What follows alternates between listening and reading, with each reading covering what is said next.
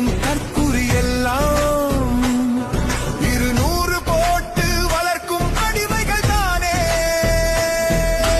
குறும்ப ஆட்சி கழிப்பினை தின்று விஷத்தை கற்கும் ஊடக போர்வைக்குள்ளே வெறிநாய் கூட்டம். மொழிக்கென அரசியல் வேண்டாம், மொழியே அரசியல் என்று விளங்காத இனத்தார் கூட அவர்களின் கள்ள தொடர்புதானே. சிங்கமில்லா நேரம் பார்த்து பசுமாட்டு கூட்டணி கூட களத்தை திருடி அடைய பொய் நேசம் காட்டி கத்தும்.